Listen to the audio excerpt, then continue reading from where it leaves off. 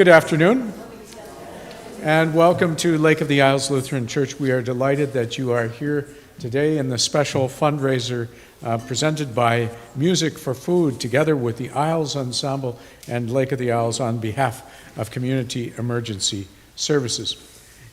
Please note that the concert is only about 1 hour in length, so there is no intermission. Instead, we are waiting downstairs with an immaculate reception for you. So please join us down there. There is everything, I would say, from fruit to nuts, everything in between as well. Part of our hospitality for you all this day. But indeed, it is an ongoing partnership that we have, first of all, with the Isles Ensemble, which has performed here for over a decade and is regularly holding its concert series here. And today they work together with Käthe Jarka from the movement of Music for Food, who will also be speaking at the end of our first piece. And so as they come forward, a unique piece for trio with 3 cellos, but not written for 3 cellos, originally written for 2 oboes and English horn. Again, welcome to Lake of the Isles, and welcome especially to our friends in the Isles Ensemble.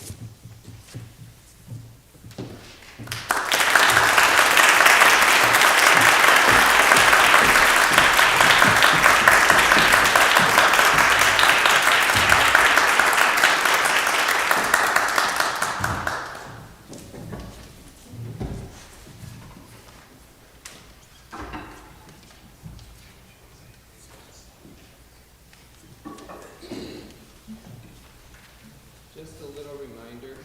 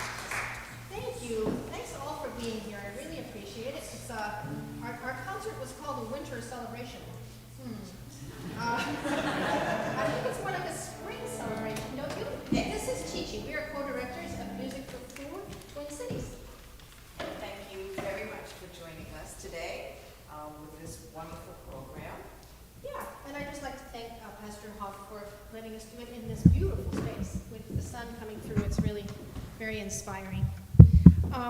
So I just wanted to tell you a little bit about Music for Food. Chi-Chi and I have been working on this together. This is our second season, and Music for Food grows out of a need that musicians have to be able to help.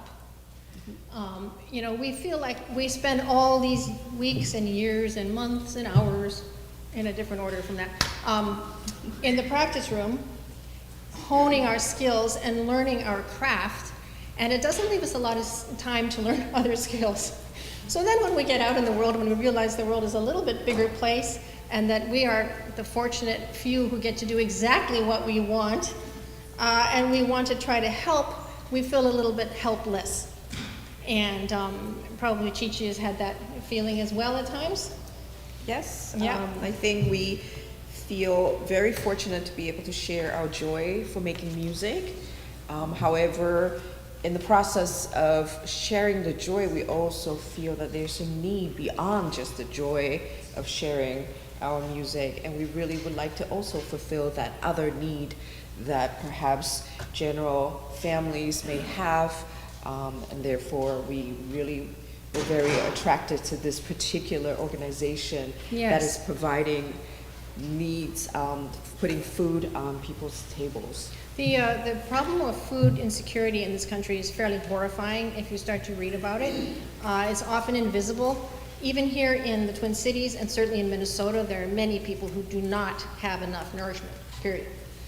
In fact, in the state of Minnesota, it's something like 480,000 people, which is 1 in 6. And of course, many of those are children. But of course, it isn't really just children. It isn't just people who don't have work. It's the employed, the unemployed, the young, the middle-aged, and the elderly. Many people have to make a choice between paying their heat or their rent and having food. So this is where food banks come in, and after our next piece, I'm going to invite Jamie up, who's from our wonderful partnering food shelf, who's going to tell us a lot about what his organization does to help alleviate that. So we're kind of like the bridge between. I just wanted to tell you also that Music for Food has been around since 2010, I believe, and there are now over 20 chapters, and we're one of the more recent chapters. This was only our second season, so last year was a lot of fun and quite successful, and we have another concert on March 10th at the Metronome Brewery. Our friend Park Stickney, who's very well known in the admittedly small world of jazz harp, but still, even among all harpists, he's really quite a celebrity, and he'll be here playing a concert at the brewery at 6:30 on March 10th, and it'll be a lot of fun, and I would say for something completely different from what we're doing tonight. What have I left out? I think if you're interested in donating on the program, the back of the program, this is the QR code. This will take you to exactly where you can help put the donations. And if you go through the process, there's also at the bottom of it that's for today's event specifically. If you can make sure to click that, that would be wonderful. Thank you. And I just want to stress that it's very much a partnership between the musicians who are giving their performance for free and the venue, which is donating their space, and the organization, in this case CES, Community Emergency Services, which is providing the food to people. So it's this lovely kind of community partnership between artists and everyone else. And I know growing up in a family where both my parents had certainly known what it meant not to have enough food at various points, and often stressed that I was doing something rather elite while yet supporting it. I'm aware that I've always been in a very privileged position of being not hungry. So with that in mind, I'll stop talking and we'll get on to the next piece. You can also go to LOTI.org, and there's a way to donate on our website as well. Oh. So there's a donation button. Great. So that's another.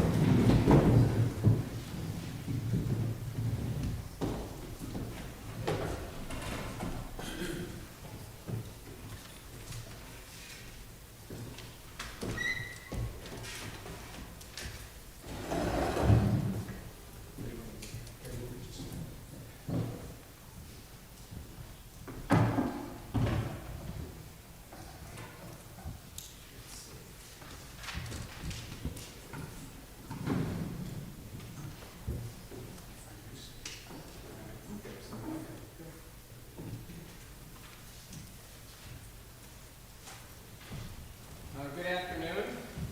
thank you for being here for this important cause. We're going to play this wonderful piece by Mozart. You may have seen in your program it says Kegelstadt, and you probably wonder, some of you at least might wonder what that is.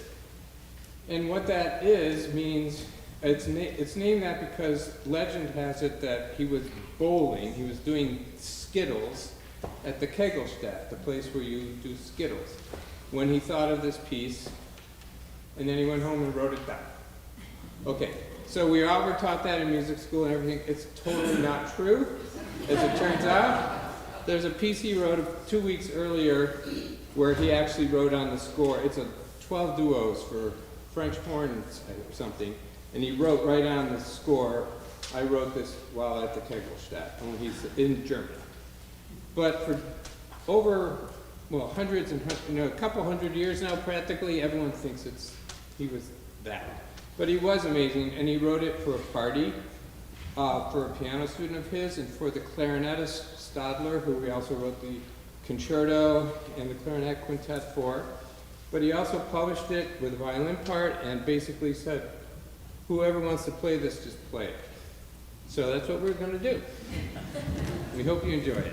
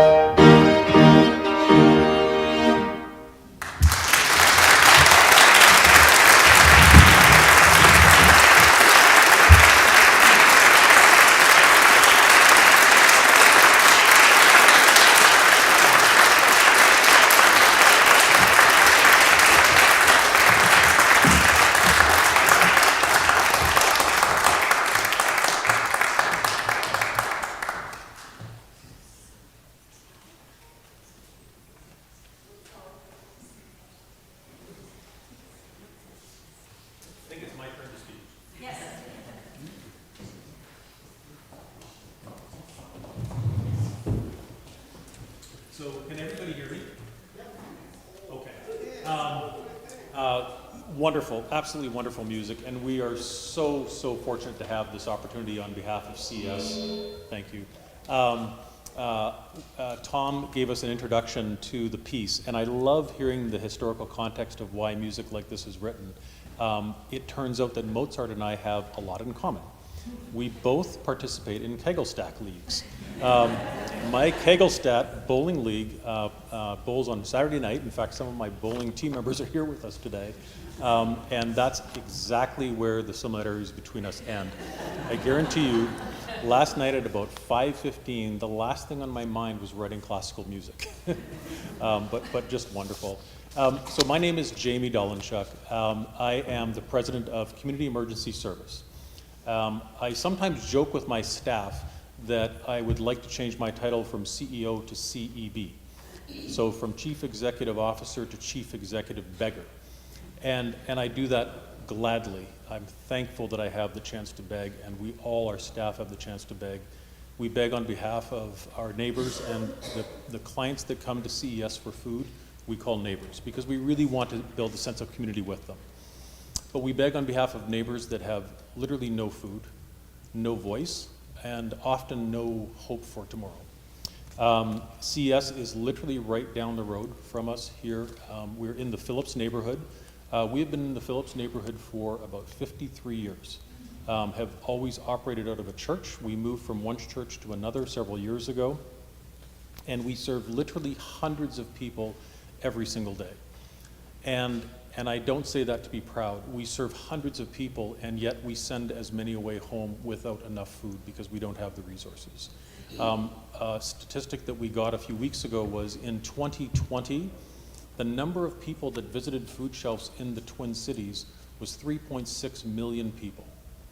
In 2023, it was 7.6 million people. Sorry, people are not able to hear me. Is it better if I talk here? All right. So, I'll say that again, in 2020, there was 3.6 million people that visited food shelves in the Twin Cities. In 2023, that number went to 7.5 million people. Literally a doubling in 3 years. And keep in mind, those are the people that I would say, in quotes, successfully visited a food shelf. There is as many people to those numbers that came to the food shelf every day. We end up putting up signs saying food shelf is closed, not enough food. So I can't thank all of you enough for the support that you're providing to us. There's a passage in Scripture that says the poor will always be with us. And I think a lot of people look at that passage and think, well, there's so much need in the world, what can I possibly do? And I actually think the reverse. I think that it's a beautiful passage.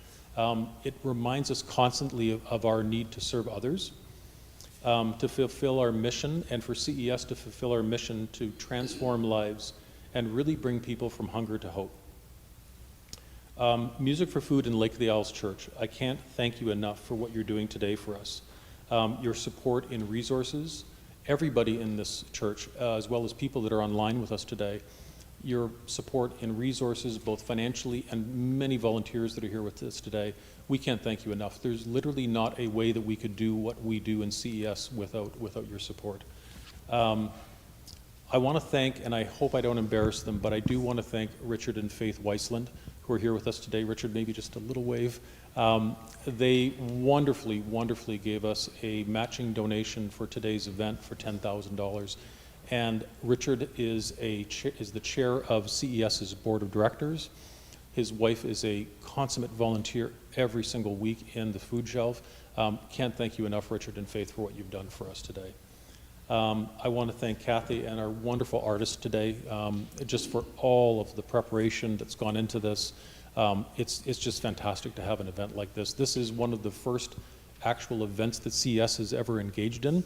So this is in many ways a first for us too. I think we're very humble and we're very passive at what we do in serving people, but this is a great way for us to get out and talk about CES and the wonderful things the team does. Pastor Arden and the Lake of the Isles congregation giving us this wonderful facility, the wonderful church, inviting all of you downstairs. We are going to have a small reception afterwards so that you have a chance to meet both the artists, and also I'd like you to meet our staff. Could I have our staff from CES just stand up for a minute?